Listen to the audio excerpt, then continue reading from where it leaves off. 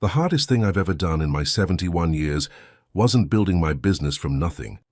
It wasn't burying my father when I was 23 or working 18-hour days to keep my company alive during the recession of 2008. It was helping my wife into my car while my own son stood at our front door and watched us leave like we were strangers. My name is Harold Whitmore. I'm 71 years old and live in Asheville, North Carolina. 46 years ago, I married the most remarkable woman I've ever known, Margaret Whitmore. Margaret has spent her entire life taking care of everyone around her. She raised our son, Daniel, while working part-time as a school librarian. She spent 20 years volunteering at our local church's food pantry. She still remembers the birthdays of nearly every neighbor on our street. 3 years ago, she was diagnosed with early-stage Parkinson's disease.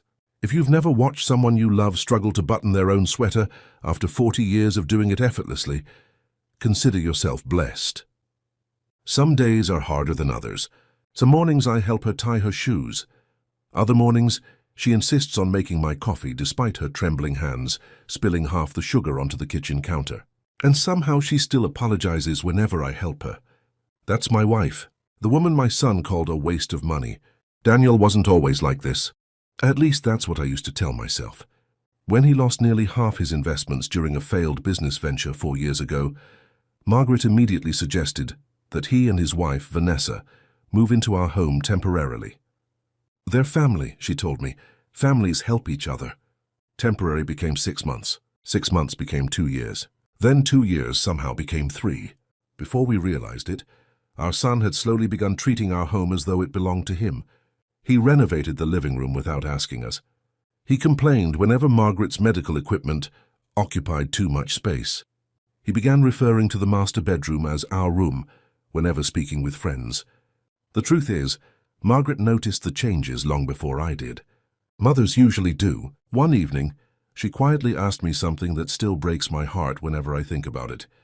Do you ever feel like we're guests in our own house? I laughed at the time and told her she was imagining things. I was wrong. Everything finally came crashing down on a cold Thursday evening in October. Margaret had accidentally dropped one of her medication bottles in the kitchen while trying to prepare dinner. Vanessa immediately lost her patience. "This is getting ridiculous," she shouted. "Every single day it's something else." I walked into the kitchen just in time to hear Daniel say something that made my blood run cold. "Mom needs professional care, Dad. We can't keep living like this." We? The house belonged to Margaret and me. Our lives had suddenly become an inconvenience inside our own home. And unfortunately for me, that conversation was only the beginning. That conversation didn't end in the kitchen. It followed us into the living room like a storm that's been waiting years for permission to arrive. Margaret quietly picked up her medication bottle and apologized, even though she had done absolutely nothing wrong. "I'm sorry," she whispered. "My hands have been shaking more today." Vanessa laughed under her breath before saying something I will never forget. "That's exactly the problem, Margaret. Every day there's another problem." I looked at my wife sitting beside me on the couch. Her eyes were fixed on her hands. The same hands that held our son when he had a fever at 6 years old. The same hands that worked double shifts during Christmas seasons so Daniel could attend private school. And somehow those hands had become an inconvenience. Daniel sat across from us and folded his arms. "Dad, we're trying to have an honest conversation here." "Then let's be honest," I replied calmly. "Good," he said. "Mom's condition is getting worse, and frankly, neither of you can take care of yourselves anymore." "Neither of us?" I still played golf twice a week and managed several investment properties without assistance. But apparently 71 had become ancient overnight. Vanessa immediately jumped in. "Do you know how exhausting this is for me? Every time I invite my friends over, I have to explain why there's medical equipment in the dining room. I can't spend the next 10 years taking care of a sick old lady." Margaret's shoulders immediately dropped. That hurt me more than anything else she could have said, because my wife had spent 46 years taking care of other people without ever asking for anything in return. Then Daniel looked directly at me. "You need to start thinking practically, Dad." "I'm listening." "I've already spoken with 2 assisted living facilities." The room immediately went silent. "You what?" "They're actually very nice places," he continued. "You'd have nurses 24 hours a day. Mom would receive professional care." Professional care that costs nearly $8,000 a month, I replied. He smiled. That's why selling this house makes the most sense. There it was. Not concern, not love, real estate. I suddenly understood why he had spent the last 3 years renovating rooms that didn't belong to him. Why he had insisted on handling our mail. Why he constantly talked about property values in our neighborhood. He wasn't worried about Margaret's health. He was calculating square footage. Then Vanessa stood up and pointed directly at my wife. Look at her, Harold. She's a useless old woman who can't even hold her medication bottle anymore. The room became painfully silent. Margaret immediately began crying. Daniel didn't defend his mother. Instead, he nodded in agreement. Dad, she's right. You're both wasting money that could actually benefit your family. Your family. Apparently, after 46 years of marriage and raising the man sitting in front of me, Margaret and I no longer qualified as family. Then came the sentence that changed everything. Daniel walked to the front door, opened it, and said, If you're not willing to do what's best for everyone, then maybe it's time for you both to leave. I stared at him in complete disbelief.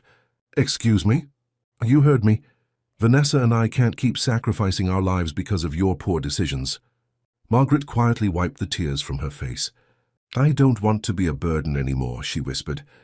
My heart broke hearing those words, because good people always believe they're burdens, whenever selfish people convince them they are. I helped her stand up and grabbed her coat from the hallway closet. Harold, she whispered, where are we going? Somewhere we'll be welcomed. Daniel looked almost relieved. That's probably for the best. I smiled softly.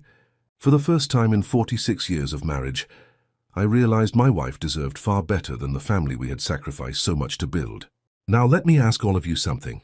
If your own child called your sick spouse a burden and asked both of you to leave your home, would you ever forgive them? Comment never if some betrayals cannot be forgiven, or comment I would forgive if you believe children always deserve a second chance. Before leaving, I stopped beside the family portrait hanging in our hallway. Margaret was smiling in the photograph while holding Daniel on her lap when he was 8 years old. Funny how children forget who carried them when they were too small to walk. I helped my wife into our car and quietly drove away. She cried almost the entire drive. Did we fail him? She finally asked. That question broke me. No, sweetheart, I said softly while reaching for her hand. We simply loved him more than he deserved. What Daniel didn't know was that I wasn't worried about where we would sleep that night, because there was one thing he had forgotten. For 3 years he had lived inside our house. He never once asked how we actually owned it, and he certainly had no idea where I kept the documents that would completely change his life the very next morning. That night, Margaret and I checked into a small boutique hotel overlooking the Blue Ridge Mountains. For the first time in hours, she smiled when I ordered her favorite chamomile tea. Harold, she asked quietly, what are we going to do? I smiled and squeezed her hand. Exactly what we've always done, sweetheart. We're going to take care of each other. The next morning I made 3 phone calls. The first was to my family attorney. The second was to the trustee managing the Whitmore Family Trust. And the third was to a locksmith. By 10 o'clock, I was standing in my driveway with my attorney beside me, and a folder containing documents that had remained untouched for nearly 30 years. Daniel opened the front door wearing my bathrobe. So ironically, it suited him perfectly, comfortable in something that never belonged to him.